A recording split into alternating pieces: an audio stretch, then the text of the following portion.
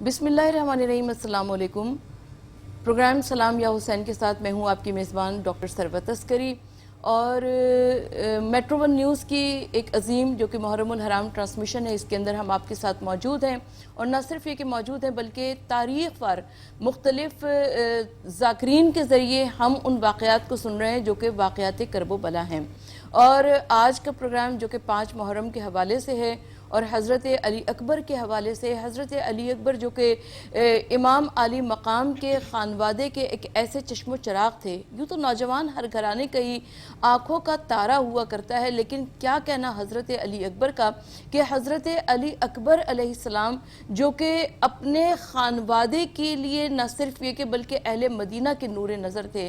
اور اہل مدینہ جب حضرت علی اکبر گزرا کرتے تھے اپنے گھر میں جا کر بڑے فخر سے بتایا کرتے تھے کہ آج ہم نے حضرت علی اکبر کو دیکھا. ہمارے ساتھ موجود ہیں ذاکرہ اہل بیت محترمہ سیدہ شیریں زیدی صاحبہ، اور ان کے ساتھ موجود ہیں محترمہ الشبہ رضوی صاحبہ جو کہ نوحہ کے فرائض سر انجام دیں گی. السلام علیکم. میں شیریں آپ سے اپنے پروگرام کا آغاز کرنا چاہوں گی اور جناب علی اکبر کی شخصیت کے متعلق. یہ ایک بڑی شخصیت ہے خانوادہ اہل بیت میں، اور آپ اس عظیم شخصیت کے متعلق کیا بتانا پسند فرمائیں گے؟ اعوذ باللہ من الشیطان الرجیم. بسم اللہ الرحمن الرحیم. وبہ نستعین وہو خیر ناصر و معین. سب سے پہلے آپ کا بہت بہت شکریہ ادا کرنا چاہوں گی کہ آپ نے مجھے مدعو فرمایا. جناب علی اکبر کی شخصیت واقعاً ایک عظیم الشان شخصیت کے شہزادہ امام حسین کے خاندان کے ایک عظیم چشم و چراغ.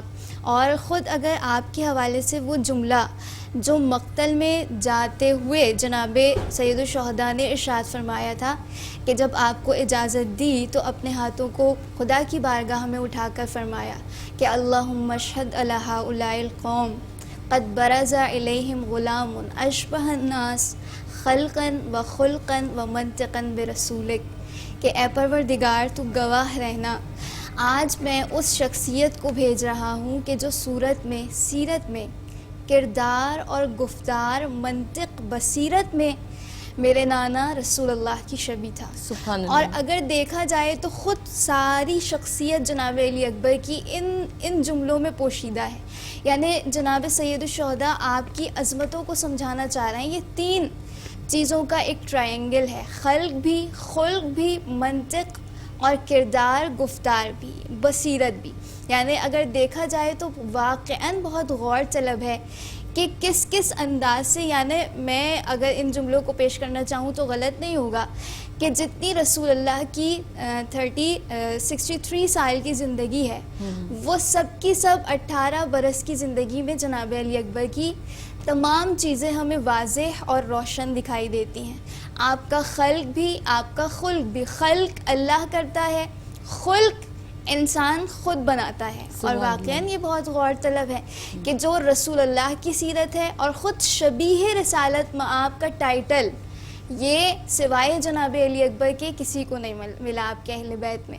اور سب سے پہلے میں چاہتی ہوں شبیہ کو واضح کروں. شبیہ یعنی کیا؟ شبیہ یعنی جسے دیکھ کر انسان اس کے اصل کی جانب پلٹ جائے.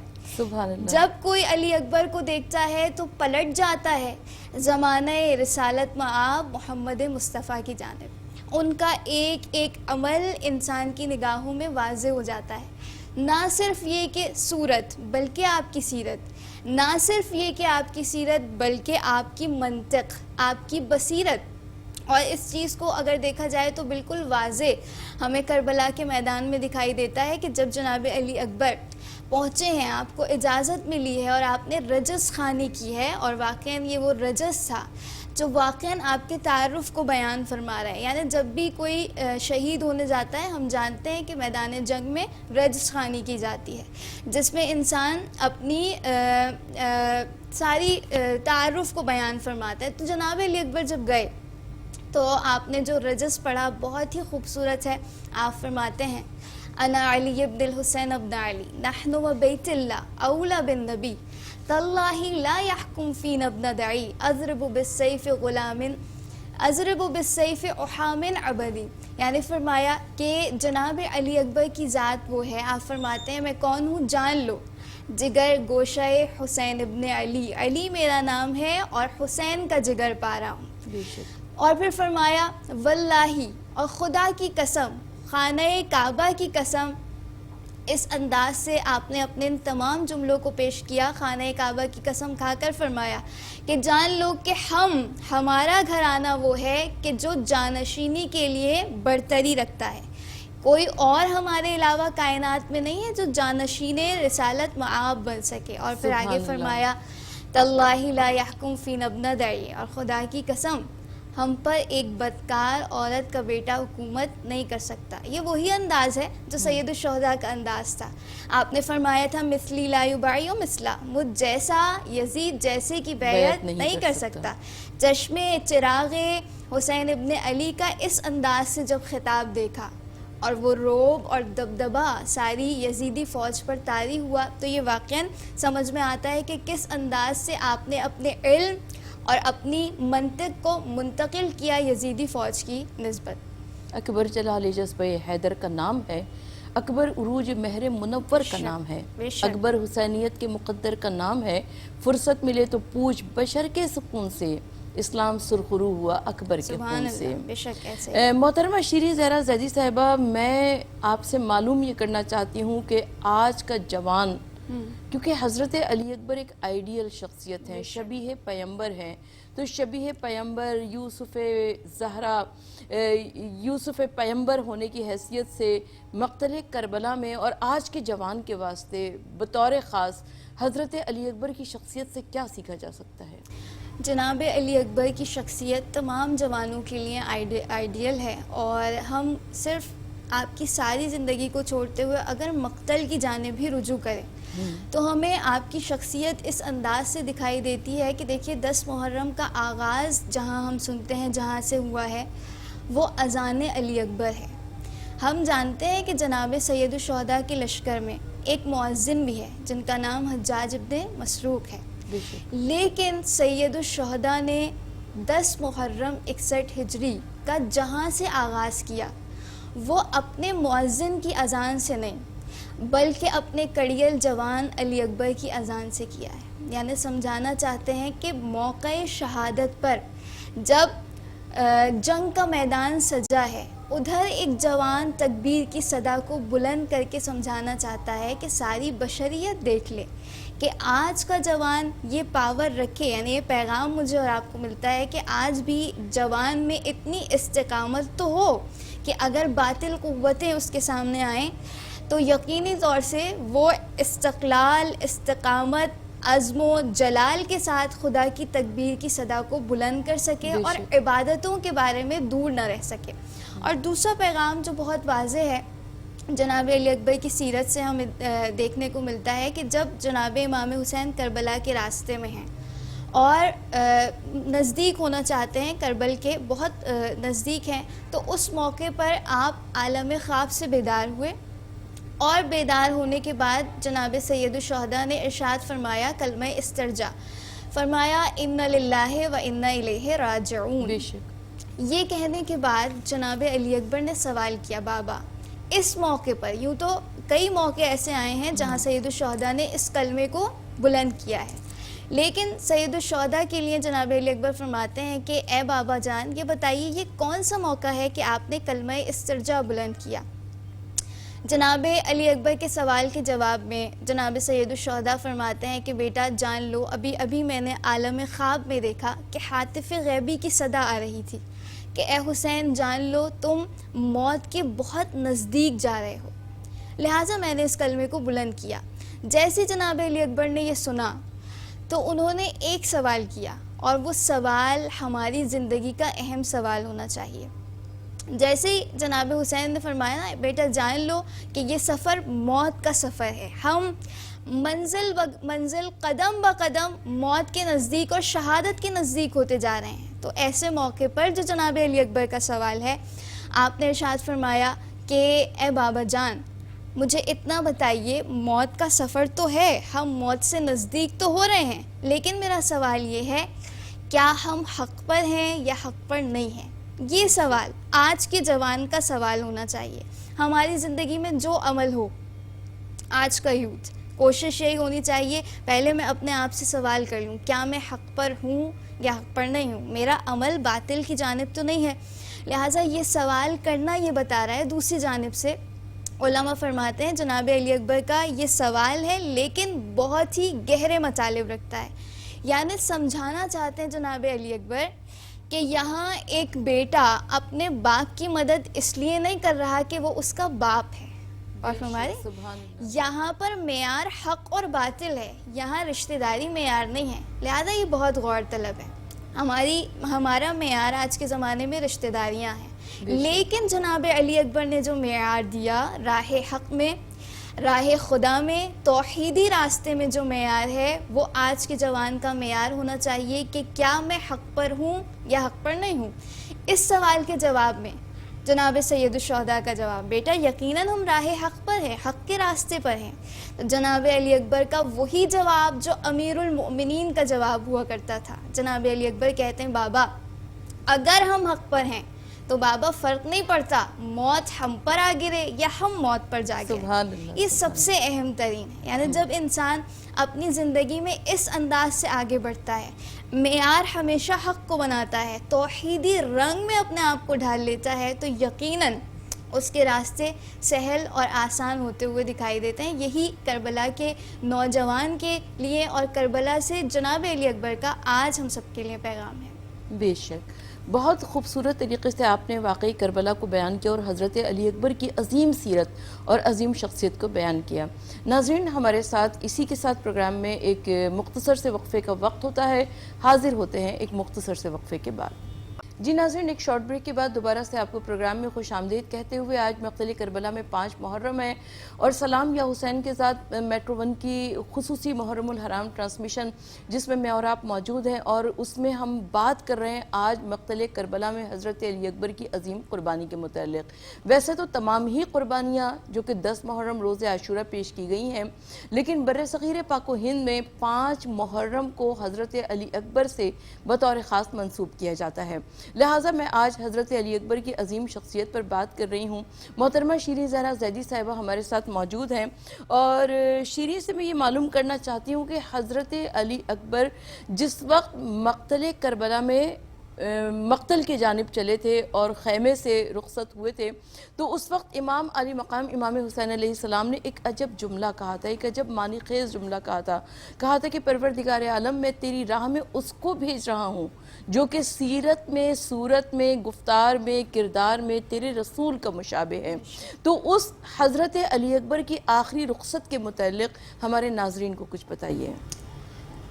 ظاہر ہے کہ ایک باپ کے لیے بڑا سخت وقت ہے کہ جب وہ اپنی ساری زندگی کی کمائی کو مقتل کی جانب بھیج رہا ہے. اور علماء فرماتے ہیں کہ سید الشہداء نے یہ نہیں کہا تھا کہ جاؤ بیٹا ہم نے تمہیں اجازت دی, بلکہ آپ نے اپنے ہاتھوں کو بلند کر کے یہی جملہ ارشاد فرمایا تھا کہ اے خدا, یعنی خدا کو گواہ بنایا کہ تو گواہ ہے نا, اب میں اسے بھیج رہا ہوں جو صورت میں, سیرت میں, کردار و گفتار میں رسول اللہ کی شبیہ تھا.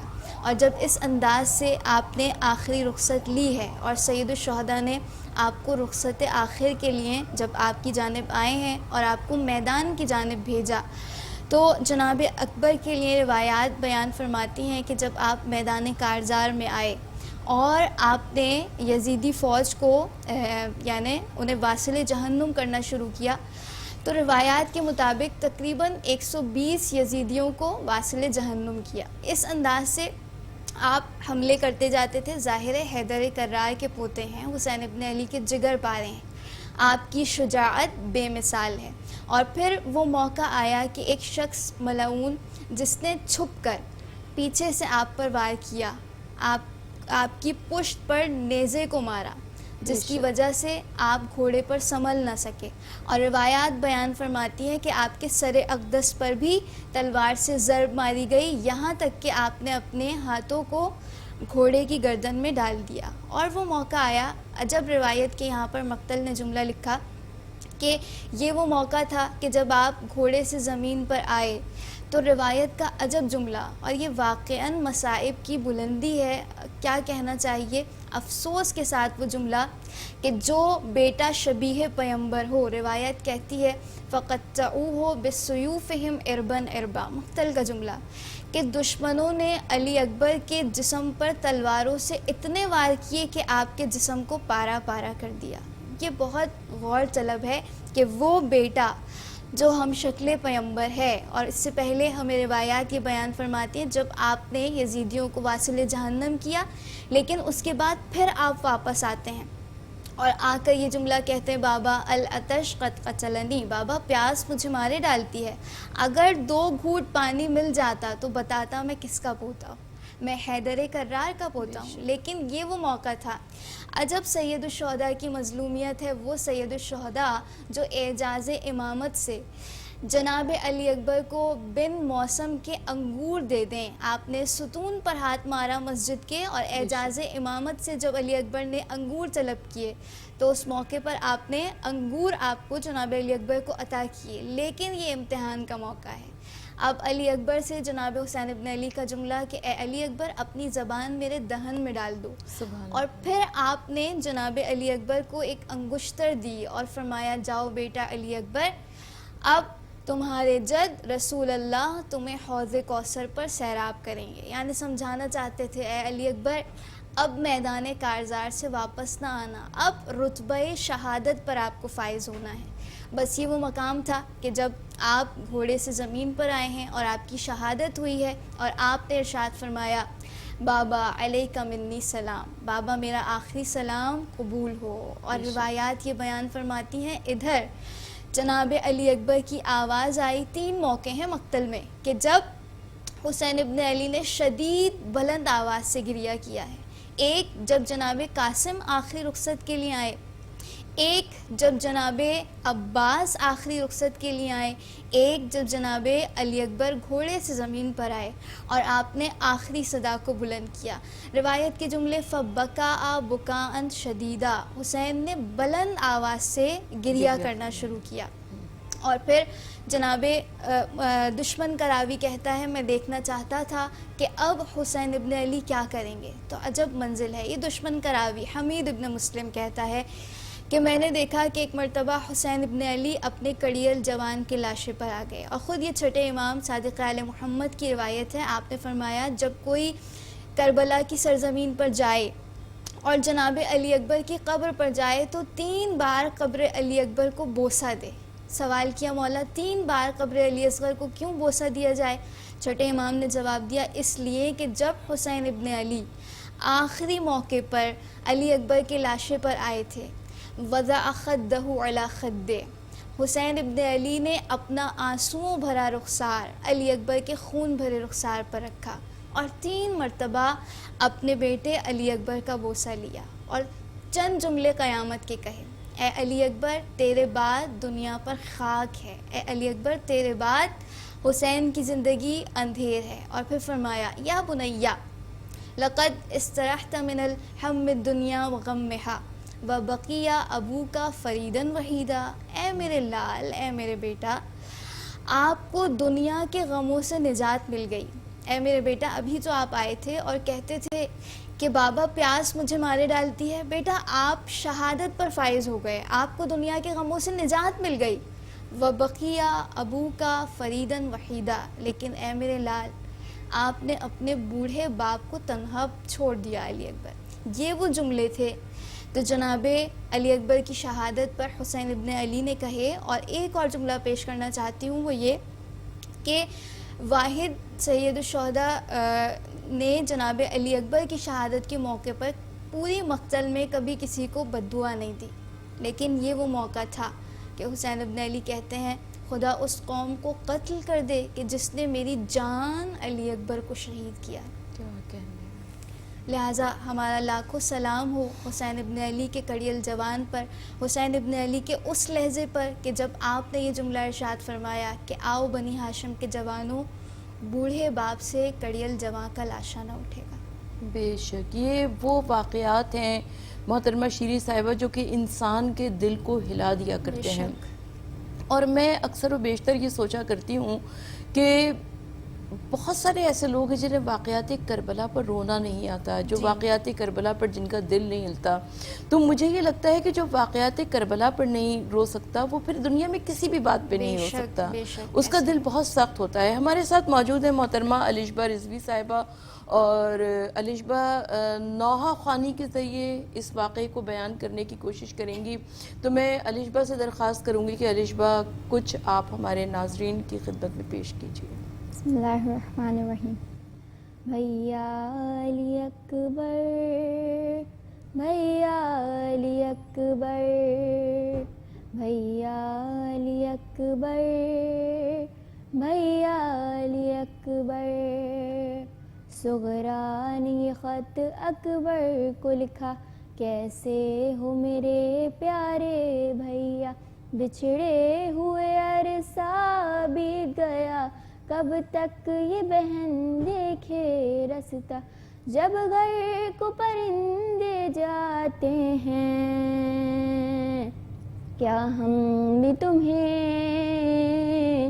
یاد آتے ہیں.